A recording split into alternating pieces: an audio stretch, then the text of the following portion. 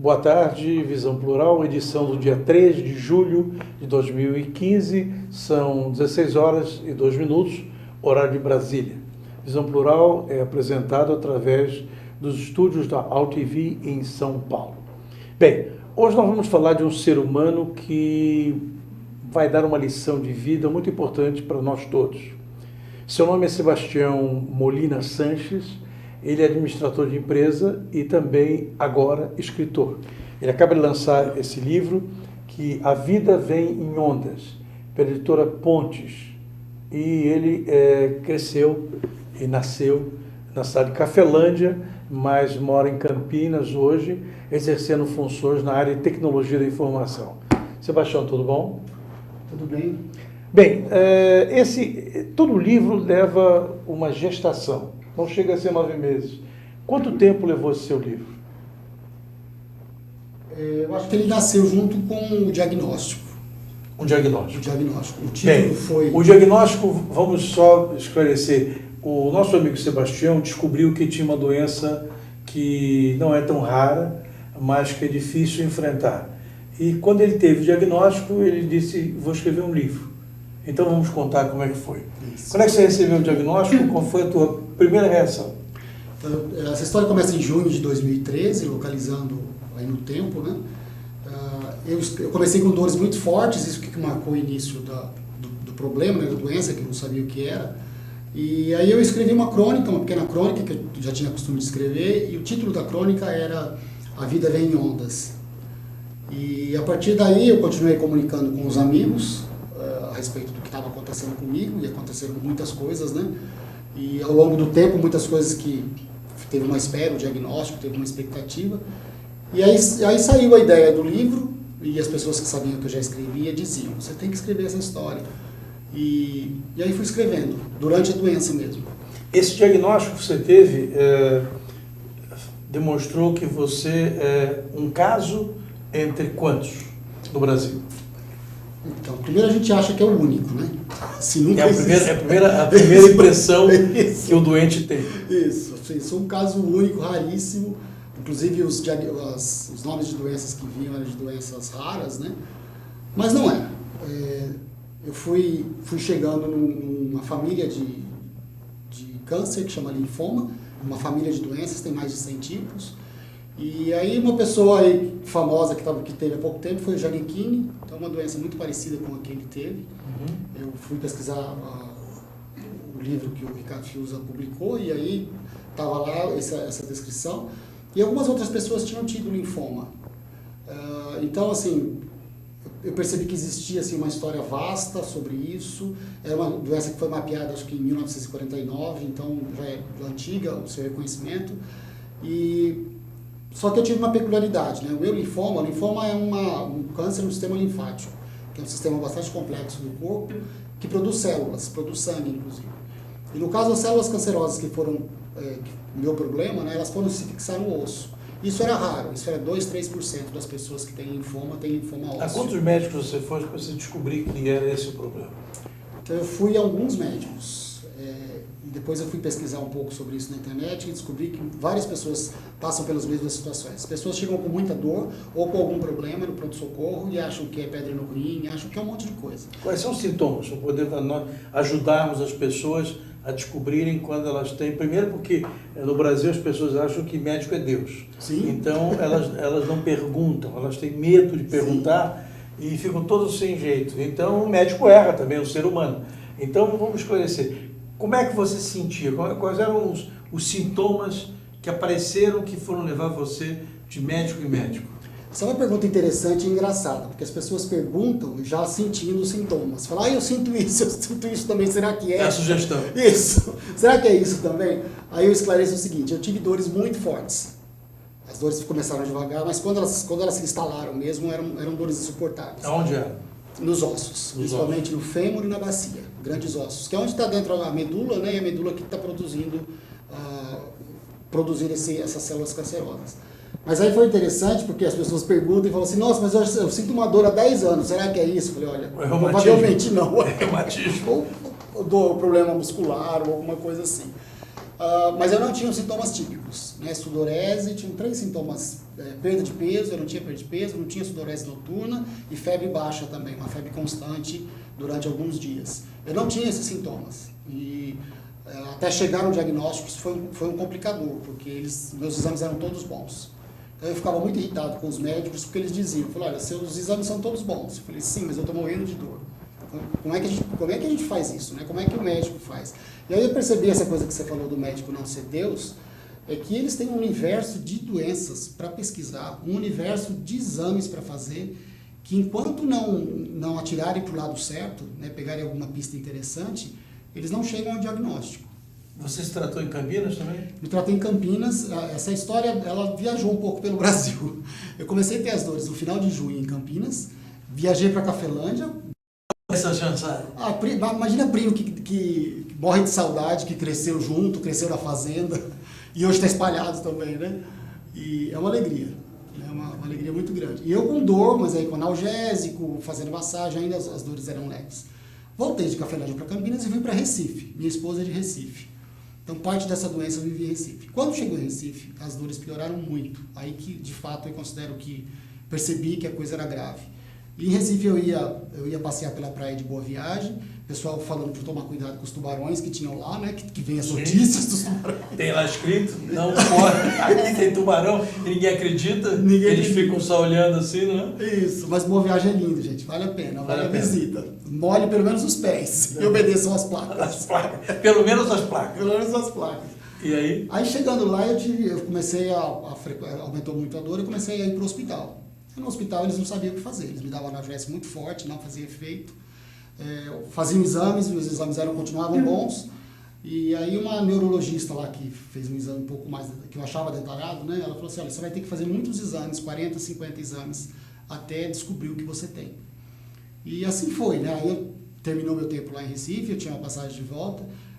Estava complicado de voltar, porque era a época que o Papa Francisco estava visitando o Brasil, não tinha voo, estava tudo complicado, mas eu voltei. Quando eu voltei, eu tive que tomar analgésico para conseguir viajar. Cheguei em Campinas e já fui para o hospital, e por conta das dores. Aí, qual é o nome oficial da tua doença? Linfoma não Hodgkin de Burkitt.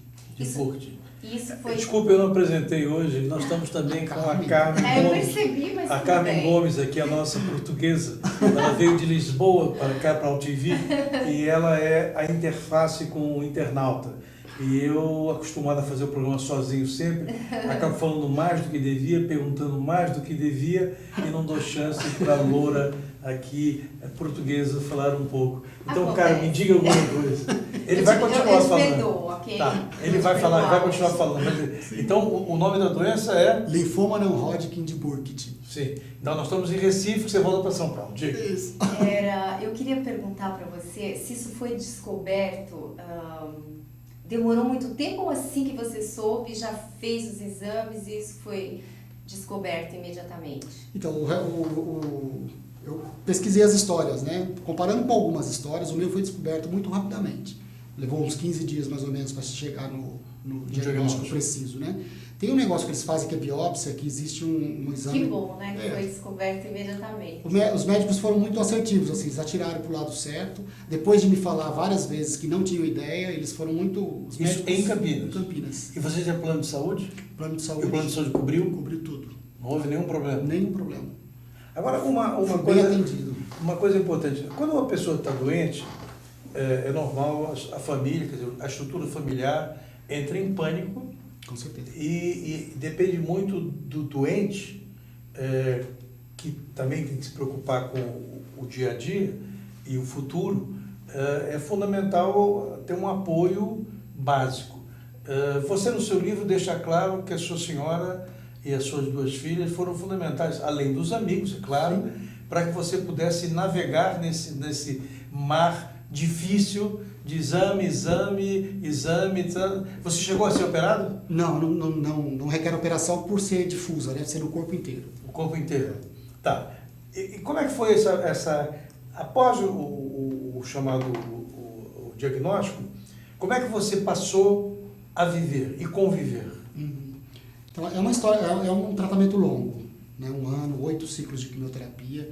Mas quando eu recebi a notícia do diagnóstico, ao contrário de muita gente que quando ouve a palavra câncer se assusta, foi um alívio, né? Porque assim, eu tinha muita dor. Então eu digo que a dor pariu a doença. E assim, me protegeu, assim, não tive crise existencial, né? Não tive nenhuma crise depressiva, porque assim, tinha tanta dor que na hora que eles falaram, o primeiro médico disse assim, é uma neoplasia.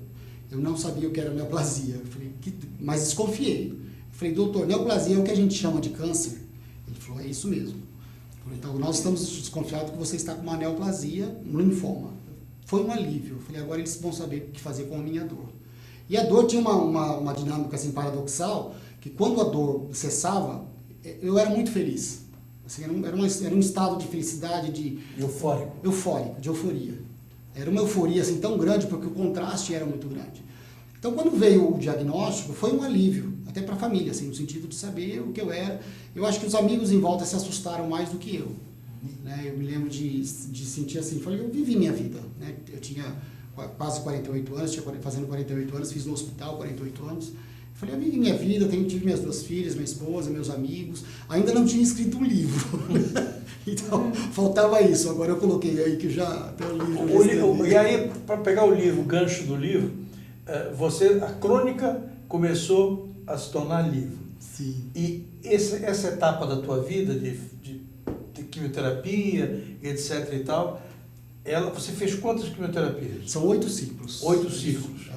E esses 8 ciclos você fez no mesmo lugar? Sim, são 8 ciclos, mas assim, 15 dias de hospital e 15 dias em casa.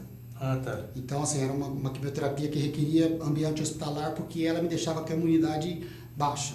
Zerada, praticamente. E você escreveu o livro no hospital ou em casa? Eu escrevia no hospital, escrevia em casa. Eu digo que eu sou um escritor compulsivo, assim, eu já escrevia. Já escrevia. Eu acho que é por isso que você está tão bem, porque você aceitou e foi um alívio. Sim. Né? Em coincidência ou não, aconteceu a mesma coisa com uma amiga minha. Ela descobriu a doença, ela disse que para ela foi um alívio, e ela vive a vida hoje assim, foi curada, né? Sim. Eu não li o livro, infelizmente vou ler o livro que é A Vida Vem em Ondas, Enfrentando e Superando o Câncer. Você dividiu o teu livro em, deixa eu ver quantos capítulos, em 8 capítulos, tá? A vida vem em ondas, dores e diagnósticos, navegar é preciso, se o Senhor não edificar a casa, o que era projeto virou plano, tempo de morrer e tempo de curar, minha jangada vai sair para o mar, nem alegre nem triste, talvez poeta, exaustão, e o 8º ciclo, que é o tempo de espalhar pedras. Por pouco que eu conversei com você, eu acho que você foi, como é que chamaria? Foi uma pessoa que recebeu uma dádiva muito grande que veio do seu interior. E essa mesma dádiva foi acompanhada pelo chamado, as pessoas circunstanciais que estavam na sua vida. Sua senhora, suas filhas e seus amigos. Eu posso chamar que isso é amor ou é fé? Acho que em termos de vínculo, né, eu acho que é amor, né? Assim, o amor é aquele que vincula, né, uns aos outros, né? Uhum. E acho que tem uma fé também, que é a fé na vida, né? E a fé no outro, né? Em mim, a Luciane gosta de dizer a respeito de que eu tinha muita fé em mim. As pessoas diziam isso, né? Que eu tinha muita fé. Eu não tinha tempo para pensar nisso, eu nunca considerei isso. Mas eu acho que a fé é essa capacidade que a gente tem de acreditar de que a vida vale a pena. Vale a pena para mim e vale a pena para o outro. Você sempre foi um homem religioso ou não? Sim, sempre fui religioso, e isso foi muito importante no enfrentamento da doença, né? As práticas religiosas, litúrgicas, eu lia a Bíblia, eu orava, eu cantava no hospital, né? Mas além disso, eu procurei colocar em destaque na relação do enfrentamento da doença, é a capacidade de a gente expressar o que está sentindo. Então, escrever é isso, né? E a crença do Você botou para fora tudo que você estava sentindo. Para fora, mas estruturado, como arte, né? Uhum. Porque para fora pode ser um vômito também, né? Que é uma coisa extremamente desagradável, né? Mas pode ser uma palavra amorosa, uma palavra doce, né? Então, eu, assim, a crença na palavra, né? Jesus é o verbo, né? O Deus que se fez carne. E nesse sentido, assim, dar a palavra, né? Para que você está vivendo, né? Mesmo que você não creia, isso te estrutura. né? Isso é vida. Você não pôde ir ao aniversário de 15 anos da sua filha, porque você estava no hospital. Não, eu consegui ir. Conseguiu ir? Consegui ir. Qual foi a efeméride familiar que você não conseguiu ir por causa dessas internações? Então, a efeméride foi o Natal. Meu pai queria cancelar o Natal. Ele falou, não vai ter Natal esse ano, porque eu estava doente. Eu sou o filho mais novo, de 6 filhos. Aí meu pai queria cancelar o Natal. Ele falou, não vamos ter Natal esse ano. Eu falei, pai, eu estou vivo. Né? Agora que é o motivo para... Eu estava no meio do tratamento, né? Não sabia se ia ficar vivo até o fim. E aí eu disse, pai, precisa ter Natal. Né? É um momento tão, tão importante. E aí eles passaram na minha casa e foram para casa da minha irmã celebrar o Natal. Eu não podia porque eu tinha restrição alimentar, que isso a quimioterapia trazia, eu devia me proteger do ponto de vista alimentar. E eu também não podia porque era muito complicado eu me deslocar. Né? Porque eu tinha que tomar muito cuidado com relação à água, com relação a tudo que eu fazia. Né? Quais as restrições que você teve que suportar durante o tratamento? Então, teve uma coisa interessante, o primeiro movimento quando aconteceu a doença, quando a gente entendeu, foi assim, jogar o que era velho em casa. Então, colchão cheio de ácaros, livro velho, eu não podia ler, tinha uns livros de poesia da Adélia Prado, eu fui ler, comecei a espirrar, e minha esposa, não pode ler, aí eu falei, não, eu vou ler. E assim, muitas coisas antigas. Teve uma questão de segregação de material na cozinha, então tinha faca só para cortar carne, faca para cortar fruta, porque se contamina muita coisa na hora do preparo do alimento. Uhum. Então, todos esses cuidados eu tive que tomar em casa. Então, eu passei 1 ano e pouco, praticamente, vivendo em casa, com esses cuidados, né? E a empresa que você trabalha suportou essa tua ausência? Então, a empresa foi muito, assim, suportou muito, né? E a reação dos colegas foi muito afetiva. Uhum. Né? Então, assim, foi uma surpresa. A gente espera, né, da empresa, esperava da empresa isso. Então, a empresa bancava o plano de saúde, a empresa manteve meu cargo, manteve minha função, né, dentro do que eu já estava fazendo. E os meus colegas de trabalho foram muito afetivos. Né? Eles queriam me ver, eles me mandaram um banner escrevendo Tião, não podemos estar com você, mas estamos de coração. E essa afetividade toda, porque do trabalho... eu trabalho numa multinacional e é um trabalho bastante assim, estressante, a gente tem que produzir muito, equipe de alta performance. E aí quando apareceu uma situação de que eu estava impotente, eles foram muito afetivos. E aí teve um colega, foi muito interessante, ele foi me visitar e disse assim, eu só vim te visitar porque me falaram que você não quer falar de trabalho. E tinha algumas coisas que eu queria saber, né? Eu falei, de repente você é desligado, eu falei, mas nenhuma fofoca do trabalho. Nada. Ninguém foi demitido nesse período que eu estou fora. Uma outra coisa que aconteceu nos projetos que eu estava... Foi difícil escolher esse título? Não, o título nasceu antes do livro. Eu tinha o título depois que o livro nasceu. Bem, quanto tempo você levou para formatar o livro? Você superou o problema com o tempo? Eu saí do hospital em maio de 2014, faz 1 ano. Faz 1 ano. Isso. E nesse 1 ano você não teve nenhum problema? Então, mais ou menos. Eu até na consulta, eu faço consulta regularmente ainda como hematologista, né? Aí ele diz o seguinte, você não pode negar que você foi para a guerra. Né? E quem vai para a guerra volta diferente. Uhum. E o que eu sinto hoje? Eu sinto cansaço. Né? Então, assim, a minha dinâmica de descanso tem que ser muito regrada. Se eu fico trabalhando até mais tarde, no dia seguinte eu fico muito esgotado.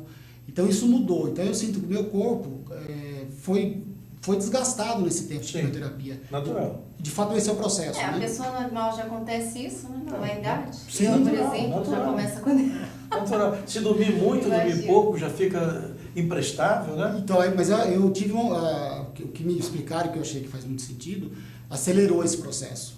Né? Nesse 1 ano é como se eu tivesse vivido 10, né? Fisiologicamente. Então, assim, então eu voltei diferente nesse aspecto, né? E eu voltei também diferente no seguinte sentido, eu tenho achado assim, eu fico muito satisfeito e feliz com poucas coisas. Né? Então eu falo assim, eu não tenho mais medo de vaca brava. Eu não tenho medo de morte, mas eu vi a morte. Você pensou na morte em algum momento? Muitas vezes, muitas vezes. E como é que a morte delineava para você o teu passo seguinte? Como é que era? Então, a morte é uma coisa, foi muito interessante a descoberta, né? A morte é uma coisa muito simples, né? O morrer. Né? O que a gente teme é o sofrimento. Né? Então, todo esse processo, inclusive da pessoa que tem um câncer, o que a gente fica pensando mais é no corpo da pessoa definhando. Eu tive um episódio que eu tive que aconteceu o que eles chamam de bacteremia. Minha imunidade estava muito baixa, uma bactéria invadiu o sangue e começou a fazer os órgãos parar. Então minha pressão caiu, eu passei 3 dias na UTI por conta disso. E quando isso aconteceu, foi assim, eu não sabia, porque eu perdi a consciência. Eu fui saber uma semana depois que eu saí da UTI. Você ficou na UTI inconsciente? Eu fui para a UTI inconsciente. Ah, tá. A mudança, né? Eu sabia que eu estava indo, eu tenho uma vaga lembrança, mas eu não sabia da gravidade. E eu tinha pouca consciência, né? E aí, conversando com um amigo meu que tinha conversado na tarde, que eu tinha ido para a UTI, ele falou assim, nossa, aquela tarde a gente deu tanta risada e conversou bastante, né? Aí eu disse, que tarde? Aquela tarde de sábado? Eu falei, eu só lembro que à noite eu fui para a UTI. E alguém disse, você está indo para a UTI. Era a minha lembrança. Aí eu entendi que eu quase morri. Porque minha pressão baixou, as bactérias estavam invadindo, né? E aí os médicos, os hematologistas estão acostumados com esse tipo de quadro, eles começam a entrar com antibióticos, até acertar um antibiótico específico da bactéria que estava me atacando, né? Voltando ao livro, que a gente não consegue falar no livro. Sim. Como é que você estruturou o livro? São os 8 ciclos de quimioterapia. Quando você falou, Os 8 ciclos? Isso. Então é um prólogo. É um prólogo. Diagnóstico é o prólogo. Tá, e depois você... Vamos tentar. Há perguntas aqui, Patrícia. Então vai lá, enquanto eu procuro aqui no prólogo alguma coisa que ele... É do Carlos, de Guarulhos. Boa tarde, Carlos. O Carlos quer saber do Sebastião Molina se o livro dele, para quem está sofrendo do câncer, quem está com esse problema, ele vai ajudar Seria uma autoajuda, seria um conforto para a pessoa que está lendo o livro? Eu estou recebendo de algumas pessoas que estão lendo o livro recentemente e tenho tido a notícia de que sim, que ajuda muito. Quando eu escrevi, eu tentei colocar no livro, eu não queria dar conselho para ninguém, né, nesse sentido, dizer que eu era melhor, que eu fui bom, que eu fui capaz, mas eu queria descobrir, inclusive para mim mesmo, como é que eu aguentei, né, como é que foi possível as coisas que eu vivi serem enfrentadas. Então, nesse sentido, eu acho que é de muita utilidade. Né, e aí, uma das dicas principais que eu acho que existe é assim, a gente precisa usar os recursos que tem. Então, foi um momento, quando você perguntou da religiosidade, né? Então, eu peguei alguns relatos das pessoas que, no momento de doença, vão atrás de religião, vão atrás de psicoterapia, vão atrás de várias coisas que nunca se importou na vida. E quando aconteceu a doença para mim, eu já tinha ido atrás de psicoterapia, eu já tinha ido atrás de religião, eu já tinha ido atrás de arte, né? Então eu cantava em coral, eu cantava muito em hospital. Então, o livro eu acho que é muito útil para a gente perceber, assim, olhar em volta, né? E ver que recursos a gente tem. Porque são com esses recursos que a gente vai enfrentar a doença ou qualquer outra coisa na vida. Você passou a fazer uma arte que era um pouco de terapia para você. Que arte era essa? Eu fazia ikebana quando eu chegava em casa. A primeira coisa que eu fazia em casa era ikebana. Para quem não sabe o que é ikebana, é um arranjo floral japonês. Ah, eu conheço bem. Que tem algumas regras, né? Eu me acho um péssimo ikebana, porque o pessoal oriental que faz fica umas coisas maravilhosas, mas eu fiz um curso de 3 anos disso. E é muito bom, né? Eu faço até hoje, né? E eu coloquei os desenhos no livro, que é isso. Outra coisa que eu fazia, que eu acho que é importante para o enfrentamento da doença, é desenhar no hospital. Isso ajuda bastante a... Relaxa, talvez. Qual era o tema do seu desenho no hospital?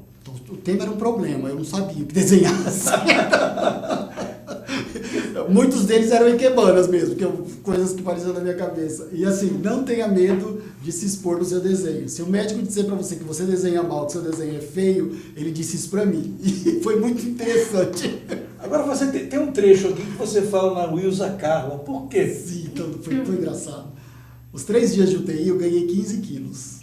Existe um negócio no corpo que médico vai explicar, eu não sou médico, tá, gente? Sou paciente, aprendi as coisas do ponto de vista de paciente. Existe um tal de terceiro espaço que o corpo, quando ele está sofrendo um ataque, ele enche de líquido. Então eu engordei 15 quilos. Então eu saí da UTI sem perceber, engordei 15, em 3 dias engordei 15 quilos. E aí eu cheguei para os enfermeiros, e eu estou numa idade também que eu falo assim, que está todo mundo ficando mais novo. Então o enfermeiro é mais novo, o médico é mais novo, dentista é mais novo, né? Todo mundo é mais novo. E eu estou ficando velho, né? Aí eu disse para os enfermeiros, então eu estou parecendo a Ilza Carla, né? Aí eles olhavam para mim, falaram, mas você não conhece a Ilza Carla? Você nunca ouviu falar dela? Eles falavam, não. Aí eu disse uma novela aí que passou, que tinha a Dona Redonda, que a Vera Rosa estava fazendo na mesma época, isso foi em 2013. Mas ela fazia com prótese. E aí a Ilza Carla não. Aí chegou um médico que falou assim para mim, Aí eu comecei a contar essa história para ele, ele era mais velho que eu, né? Aí eu falei, você não vai negar que você conhecia eu e o Zé Carlos. Você é dessa época, né? Jurada do Silvio Santos. Aí ele deu risada e falou assim, eu me lembro da Ilza Carlos. Olha aqui, você, no primeiro capítulo do livro, depois do prólogo, você fala uma coisa muito interessante. O título que você dá é Ouça o Seu Corpo. Qual é a importância de você ouvir o seu corpo? Eu ouvi esse conselho de uma colega de trabalho que tinha passado por um câncer. Então, assim, eu acho que esse contato que a gente tem de pessoas que passou pela mesma coisa é muito importante. O Ouça o Seu Corpo, ela disse no contexto de náusea. Porque, assim, quimioterapia dá muita náusea. A quimioterapia, uma das explicações que eu vi, é uma energia muito grande que você recebe, e é como se o corpo dissesse, olha, não me dá mais nada, não cabe mais nada. Isso é náusea. Né? Então, a vontade de vomitar, de colocar para fora, porque já colocou muita coisa para dentro. E aí ela falou assim, olha, tem dias que é melhor você não comer, do que você comer e vomitar. Que é uma coisa, para quem faz quimioterapia, é extremamente desagradável. Né? E é muito comum, às vezes é dias. Aí ela disse isso, falou, olha, às vezes é melhor não comer, ouça seu corpo. E aquilo me marcou muito, porque aí, assim, eu percebi uma conexão com o corpo que eu não tinha antes. Né? E até eu coloco um pouco sobre isso, essa ligação da alma e do corpo, a ligação das emoções. A quimioterapia altera muito as emoções, então eu nunca chorei tanto. Falei, mas não era tão isso que eu ia perguntar. Você diz assim o seguinte, lembrava que um tio teve câncer quando eu tinha 10 anos de idade. Meu pai o acompanhou e eu ficava impressionado quando ele comentava das vicissitudes de se enfrentar uma doença com um prognóstico muito mais difícil naquela época. Uma frase dita pelo meu tio e lembrada pelo meu pai me marcava. Por mim, já encerrava minha vida por aqui. Você pensou em encerrar sua vida por ali?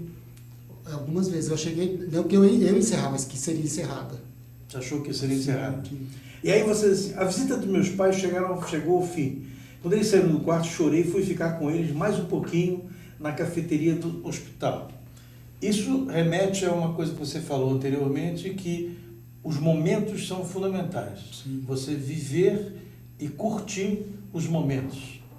E esses momentos, tanto momentos delicados quanto os alegres, você tem que curti-lo e vivenciá-lo profundamente. Profundamente. E deles é que vem os recursos. O que a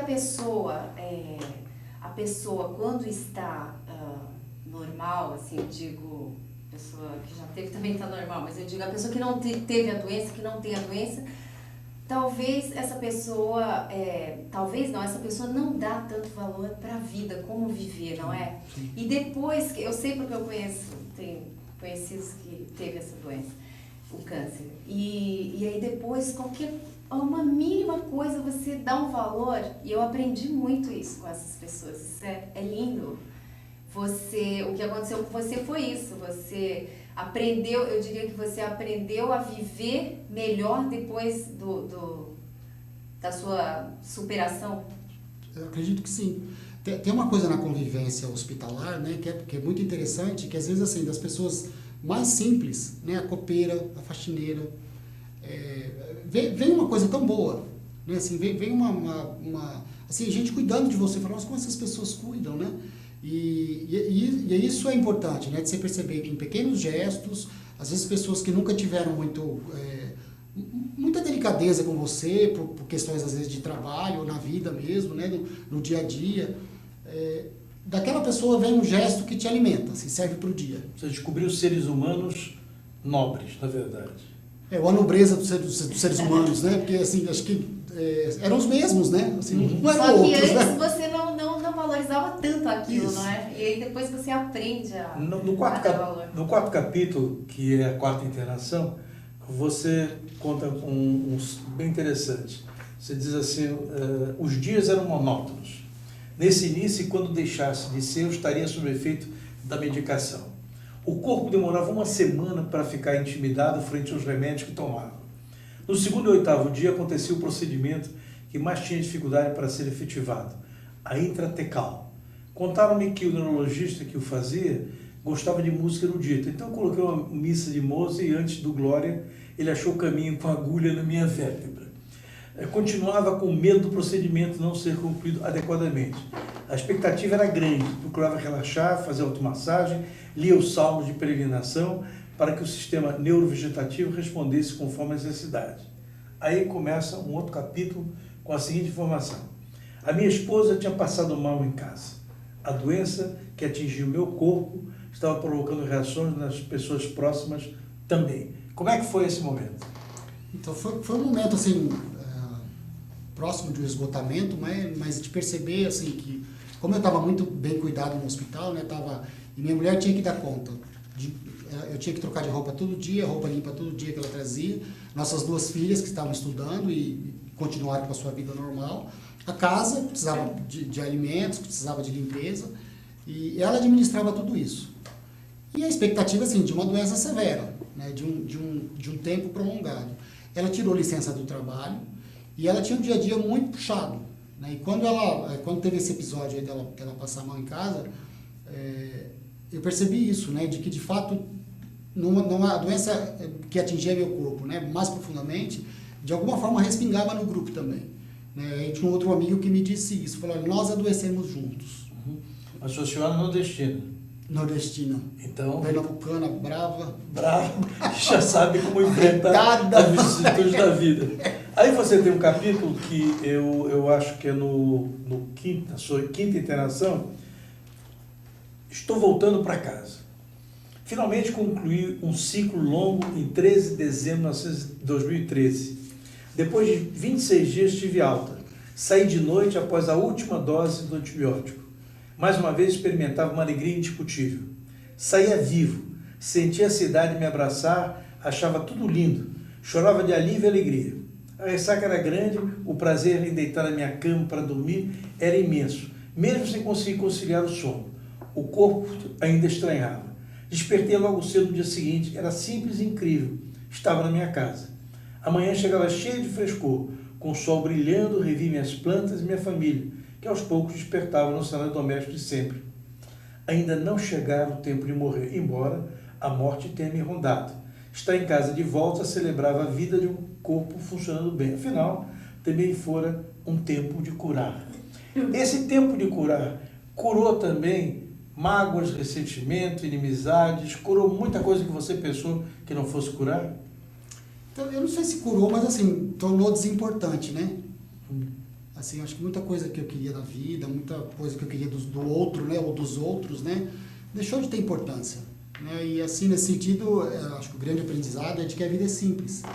Né? A vida é possível ser vivida com os que estão em volta, né, com os que estão no dia a dia. Né? O dia a dia, como eu coloco aí, às vezes é monótono, né, desgastante. Então, nesse sentido, eu acho que há uma cura, né? Assim, uma leveza, né, que sai disso, né, que a gente sai de alguma forma depurado, né.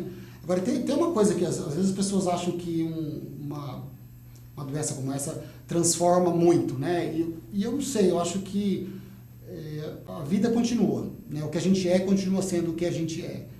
Então, você assim, não mudou de time, não? Não mudei de time. É Ponte Preta? Não, eu não tinha, não tenho. Não tem time? Não, é um problema sério não ter time. Hoje é mais complicado você não ter do que você ter. É verdade. Agora, no sétimo capítulo, que tem um desenho dele, o 7º ciclo é exaustão. Chorava, o enredo tinha se esgotado, mas o tratamento não. Era 11 de março de 2014, o primeiro dia de internação do 7º ciclo. Foi difícil. Réu confesso admitir. Não queria estar lá. Senti um vazio, o ímpeto dos outros ciclos se foram. Chorava sem saber o porquê. O choro tem vários matizes. Tem choro de alívio, desespero, de alegria, de tristeza, de emoção. Quando as palavras não são suficientes. Chorava sem entender. Senti uma tristeza indefinida e genérica. Pensava que tinha me perdido no enredo dessa história. Sei que encontramos sentido no que vivemos com a ajuda da literatura, da arte, dos enredos culturais que conhecemos. O enredo tinha se esgotado, mas o tratamento não chegou ao fim. Nesse 7º ciclo, você começou a fazer planos e criar expectativas para depois que acabasse todo o tratamento? Tinha muitos planos. Eu fiz o tempo inteiro, desde o início. Um dos planos que eu fazia era comer coxinha de rodoviária. Que é ótimo. Que é uma delícia. Aí eu disse para o hematologista, ele falou, nem eu que não estou doente devo fazer isso, quanto mais você. Eu falei, mas coxinha de rodoviária, tão bom. É a lembrança da infância ainda. Você mudou hábitos alimentares? Não cheguei a mudar hábitos alimentares, mas assim, eu tenho mais gosto hoje por comida condimentada. Né? Eu tinha menos isso, então hoje eu estou gostando muito mais de pimenta, de coisas assim. Esse ciclo foi interessante porque no início da doença, todos os amigos e a família se comoveu muito. E todo mundo queria saber todo dia, e o médico falou, olha, primeiro, segundo ciclo, todo mundo vai se interessar, vai ajudar, vai participar. Lá pelo sexto, sétimo ciclo, você vai dar notícia uma vez por semana, uma vez por mês. Ninguém mais aguenta esse assunto. Aí um amigo meu disse isso. Falei, esse assunto, eu e ele conversando, então esse seu assunto ficou chato. Aí quando ele falou isso pra mim, eu falei, olha, acho que é isso mesmo, ficou chato esse assunto. Nessas tuas interações, você deve ter conhecido gente interessantíssima, além desses que cuidavam de você. Sim. Você teve tempo de interagir com os outros pacientes ou não? Sim, eu tenho uns companheiros aí de sofrimento mesmo, né? Alguns que se foram, né, que faleceram durante o processo. E recentemente eu fiquei sabendo de um. E outros que superaram e que se reinventaram de alguma forma, né? Então eu tenho um amigo, o Tunico, agora ele participa de palestras voltado um pouco para esse público, mas palestras motivacionais, e contando como é que ele superou, né? Como é que foi isso para ele, e como a gente pode superar, né, essas coisas. Você pretende transformar o teu livro em tema de palestra? Então, eu falo muito, né? Assim, não falo. Não, eu digo que eu falo muito assim, eu gosto de falar, né, para as pessoas, para palestras, né? Já apresentei um trabalho disso no congresso de psicanálise. E aí, como eu tenho uma formação, tem um grupo aqui em São Paulo chamado NESME, eles trabalham com psicanálise aplicada a grupo, né? Eles praticam o que eles chamam de psicanálise vincular. E aí eles fazem um congresso lá em Serra Negra e eu fui fazer como eu estudei muito psicanálise, tem muito relatos, né? De pacientes e disso e daquilo, né? De outras pessoas, né? Sendo estudadas. Aí eu tive a ousadia de escrever um autorrelato. Eu falei, esse é um relato de alguém que conhece alguma coisa de psicanálise e que passou por isso, né? Como é que você chegou à psicanálise? Antes? Então, como é que eu cheguei? Eu cheguei bem antes. Você falou da questão religiosa, né? E da questão do trabalho também. Eu sempre senti necessidade de buscar recursos para viver, né? O trabalho em si, né? As relações dos grupos no trabalho, os conflitos e a própria questão na igreja também, né? Porque a igreja também é grupo. E aí eu fui me aproximando de uma sociedade que existe em Campinas, SPAG Camp, e lá eles davam uma formação em psicanálise. Aí eu comecei a estudar, eu já lia bastante psicanálise, fazia psicoterapia, e aí eu entrei na formação, e aí dirigi grupos psicoterapêuticos e faço palestras, né, também. E, de fato, o livro se tornou um suporte, né, para isso. E aí é interessante e engraçado, né, porque o pessoal que tem me chamado primeiro para que eu fale é o pessoal da terceira idade. Uhum. Aí minha filha perguntou, pai, mas por que a terceira idade está te chamando? Fiquei pensando, eu falei, sabe o que eu acho, minha filha? Eu queimei uma etapa. Porque todo mundo tem câncer na terceira idade, eu já tive antes. Seu pai foi apressado, por isso que eles me chamaram. Suas filhas têm quantos anos? A Lígia vai fazer 16 agora, dia 5 de julho, e a Luísa vai fazer 19 agora em agosto. E elas estão estudando em que setor? A Luísa começou a fazer engenharia de produção, está querendo ir para a área de administração, e a Lígia ainda está no segundo colegial, pensando em... Tem um capítulo aqui que você fala a sua senhora, Eliette, Ferro e Fogo. Não, Ferro e Flor. Ele descreve a sua senhora, que é nascida em Caruaru, criada no Recife, cheia de charme nordestina. Eu sou pernambucana. Quarta filha, caçula, como suas irmãs, o nome começando com H, isso não é opcional. É assim e pronto. Formada em engenheiro eletricista, não diga elétrica, que é adjetivo de pessoa inquieta. Veio para Campinas e trabalhou por vários anos com telecomunicações. Quando se casou, refletiu longamente sobre incorporar o sobrenome do marido. Dizia intrépida que era justo o marido também ter seu sobrenome. Ele queria que ela chamasse o nome dela também. Tem duas filhas, Luísa e Lígia. Atualmente trabalha como funcionária pública federal. Ela é temente a Deus, atualmente presbiteriana. Nunca deixe de lembrar a sua origem congregacional. A Igreja Evangélica Congregacional Pernambucana, fundada em 1873, como a primeira igreja evangélica do Brasil, a Igreja Evangélica Fluminense. Lembra também seus tempos de aliança bíblica universitária na Universidade Federal de Pernambuco, com gente importante assistindo seus estudos. Da memória abençoada da comunidade cristã Koinonia. preserva um sotaque singular e, segundo o nosso amigo, ela tem a brejeirice, a garra e a determinação e te leva nos costados. Tem uma pergunta aqui de Recife. Olha só. Pode ser feita agora? Pode. Bom, primeiro eu queria corrigir um erro gravíssimo aqui de português, que eu disse as pessoas, eu conheci pessoas que tiveram câncer. Né?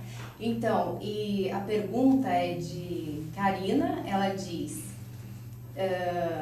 quanto tempo faz que você superou, quanto tempo faz a superação, né, do câncer e como surgiu essa ideia de lançar esse livro e o porquê desse nome?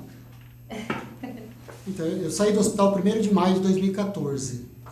Foi o final do último tratamento. Já faz mais de um ano. Faz mais de um ano e alguma coisa. E você vai regularmente ao médico? Isso, 3 em 3 meses eu vou ao médico. E qualquer médico que eu vou conversar, eles primeiro pedem exame de sangue, pedem um hemograma, porque quando eu falo o que eu tive, eles ficam assustados. Mas ela perguntou, então eu saí 1º de maio, né? Qual foi a outra pergunta? Ela pergunta quanto tempo foi a superação, quanto tempo faz que você superou esse câncer e o livro, de onde veio a ideia, como surgiu a ideia de lançar o livro e o nome, né? Isso, e o porquê desse nome. Então eu tava em Recife, boa viagem, sem entender direito o que estava acontecendo e aí tem a música do Lulu Santos, né? Que o Lulu Santos canta, né? Que eu acho muito interessante e ela é uma música pop, né? Fez muito sucesso da década de 80, eu sou da década de 80, eu era adolescente, né? Da década de 80. E ela começa dizendo nada do que foi será do jeito que já foi um dia. E uma doença dessa faz isso, né? Nada será como antes. Então, apesar de ser uma música bastante pop, bastante agradável, ela tem uma letra muito interessante, muito profunda. Quem disse essa frase, a vida vem em ondas como o mar, foi Vinícius de Moraes, tem um poema dele de 1946 que ele disse isso, e o Nelson Motta que escreveu a letra. Então, assim, a vida vem em ondas, inclusive tem um sentido de que o que eu estava vivendo não era uma coisa, não era um fim, né, nesse sentido. As ondas têm a ver com isso. Era uma coisa era uma onda que estava passando, que poderia me levar a óbito também, mas era mais uma onda da vida. E acho que isso, para mim, isso foi muito importante no enfrentamento da doença. Eu estava vivendo mais alguma coisa na minha vida. Não estava vivendo o fim, ou não estava vivendo a coisa. Eu estava vivendo mais uma onda. Todo mundo que escreve tem uma liturgia para escrever. Você, para fazer esse livro, teve uma liturgia? Escrever só num lugar, a tal hora da noite, a tal hora do dia? Teve alguma dessas coisas? Rapaz, foi tão confuso, viu? Como eu escrevia. Assim, era essa ideia que eu tinha. No computador ou à mão? Então, eu comecei a escrever no tablet, né? Em geral, no computador ou no tablet, no hospital. E aí foi interessante. E o tablet é horroroso para digitar, né? O texto fica com muito erro, né? E também, assim, no começo da doença, eu gosto muito de ler, mas eu perdi o gosto pela leitura. E por escrever. Não se concentrava? Não conseguia concentração. Eu reclamava com o médico. O médico falou, mas você está doente, não tem como fazer. Mas eu quero escrever, eu quero ler. Agora que eu tenho tempo... Sai para lá, médico. Ele falou, olha, é sintoma típico da doença. Você tem uma anemia por conta da quimioterapia e essa anemia não te dá energia para você fazer essas coisas. Então eu escrevia no tablet e eu comecei a sentir uma dor nos dedos. Aí eu falei, eu vou processar essa empresa fabricante desse tablet e vou ganhar milhões de dólares, é claro, né? Falei, arranjei um motivo. Arranjei um inimigo momentâneo. Isso é tudo que eu precisava, né? Aí eu conversei com o médico, aí ele deu risada, né? Eu estava quase pedindo um laudo para ele para poder entrar com o processo. Ele falou, o que você tem é um sintoma típico de um determinado remédio chamado vincristina, de uma quimioterapia. Essa dor, né? Parecia que tinha queimado a ponta dos dedos. Quantos remédios você tomou? Você tem ideia? Nenhuma. Perdi a ideia. Assim, era muitos. Eu entrava no hospital, era um atrás do outro. Tomava antibiótico, antifúngico, muitos antieméticos, que é esse para náusea. O fato de você morar numa cidade que tem um desenvolvimento muito interessante, que é Campinas, sim, fez com que você também pudesse acompanhar toda a tua doença, fosse cuidada com nível primeiro mundo. Com certeza. Se não fosse isso, você não teria conseguido enfrentar isso de peito aberto. Então, na verdade, assim, o Brasil tem algumas coisas, a gente está muito acostumado a falar muito mal do Brasil, mas o Brasil tem algumas coisas muito bem resolvidas, né? O tratamento de linfoma do SUS é o mesmo protocolo que eu usei, né? Que tem um hospital lá na Unicamp, e tem alguns centros do Brasil que são referências, né? Tem o AC Camargo aqui em São Paulo. No Paraná tem o Hospital de Barretos. Barretos, em Curitiba também. Curitiba, tem um hospital, acho que no norte do Rio, em Campos, eu acho que tem um centro lá.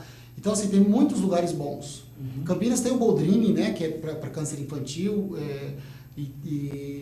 Então, assim, é incrível como tem coisas desenvolvidas no Brasil. Então, é um protocolo estabelecido internacionalmente e os médicos, eles... chegava em dezembro, os médicos sumiam, né? Eu ficava bravo com eles porque eu ia ser internado, né? Mas, na verdade, existe um congresso nos Estados Unidos em dezembro de hematológico do mundo inteiro. E os médicos do mundo inteiro vão, inclusive, os do Brasil. Então, isso foi muito interessante de perceber como Campinas estava desenvolvida e como o Brasil tem lugares, né, onde as pessoas são bem tratadas. Não, há um senso comum de falar mal da saúde brasileira, e os jornalistas têm culpa disso, porque qualquer coisinha, acho eu me cuidei no Sul também, e o mesmo tratamento num hospital normal, sem nenhum problema. Claro que o meu problema era uma coisa menor, mas também requeria cuidados, então não tinha por que deixar de cuidar. Agora, quem quiser conversar com você, deve ter um telefone, um site, para te convidar para palestra e para lançar o teu livro, porque seria muito bom você lançar o livro em várias partes do Brasil, inclusive em Recife, na cultura de Recife, que é maravilhosa, para poder você, cada presença sua é uma ode à vida, quer dizer, você está cantando a vida, olha, a vida existe, eu sou o exemplo, vamos em frente e tenho amor pelas pequenas coisas da vida. Para onde a pessoa tem que ligar? Campinas. Campinas, 19. Procure pelo Facebook, eu acho que é melhor. Pelo Facebook. Meu nome, Sebastião Molina Sanches. Sebastião normal, Molina Sanches com S. Isso. No Facebook. No Facebook. E também tem um e-mail que Como SM Sanches, S de Sebastião, M de Molina, Sanches com S, o número 1, @yahoo.com.br. Repete de novo, eu gosto bem lento, senão o pessoal não é tão rápido em televisão. É SM Sanches, o número 1, @yahoo.com.br. Bem, nós tivemos o prazer, eu e a Carmen, aqui de conversar com esse homem que é um exemplo de brasileiro, nascido em Cafelândia. Cafelândia tem quantos habitantes, você tem ideia? Então, até quando eu estava lá tinha 17 mil. Mas tem cafelandês espalhado pelo mundo.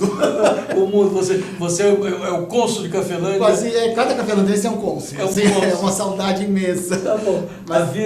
A vida feita em ondas, esse livro da editora Pontes, escrito com muita garra, muita emoção, muita paixão, pelo Sebastião Molina Sanches com S, que vocês poderão convidar através do Facebook, com o nome dele, tá? Aí vocês convidam para ele lançar o livro na cidade de vocês, para ele dar palestra, para eles ensinarem a vocês como é que se pega no seu interior um amor muito grande para enfrentar a vida e como amar a vida é fundamental para poder ver o amanhã e superar problemas momentâneos, de saúde, de desemprego e etc. e tal. Porque esse negócio de falar tá tudo ruim é muito ruim para todo mundo. Verdade. É isso. Você, só para terminar, que mensagem você gostaria de dar para aqueles que ainda vão ler teu livro? Ainda vão ler. A vida precisa de arte. A gente não vive sem arte. Aprenda a cantar, né? Aprenda a fazer sua oração, a ler bons textos, né? Leia coisas boas. E eu espero, para quem for ler meu livro, trocar. Eu queria saber o que você sentiu, o que você sente com isso. E aí meu desejo como escritor hoje é trocar. Eu quero saber o que o outro está achando do que eu vivi. E que, se eventualmente servir para o que as pessoas estão procurando, então já teria alcançado o objetivo. Você tem um outro projeto de livro, não? Calma, não sei, quem sabe. Muitas pessoas perguntam isso, falei, esse nasceu agora, vamos... Deixa a criança nascer, esse menino. Esse tem menino. 2 meninas, é o primeiro menino. O bebê, né? O bebê. Bem, Visão Plural hoje teve o prazer, eu e a Carmen Gomes, de receber esse homem incrível, Sebastião Molina Sanches, que enfrentou grandes percalços na vida, mas superou tudo e há 1 ano e pouco está radiante, comendo o que gosta. A coxinha você comeu? Com certeza. A primeira coxinha você lembra? Lembro. Onde é que foi? Então, eu tive que comprar numa padaria, né? Não foi na rodoviária? Não foi. Tinha uma padaria perto de casa, eu saí do médico e falei, é aqui mesmo que eu vou comprar.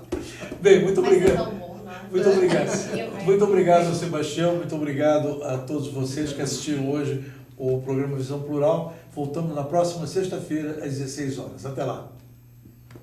Boa tarde, até lá.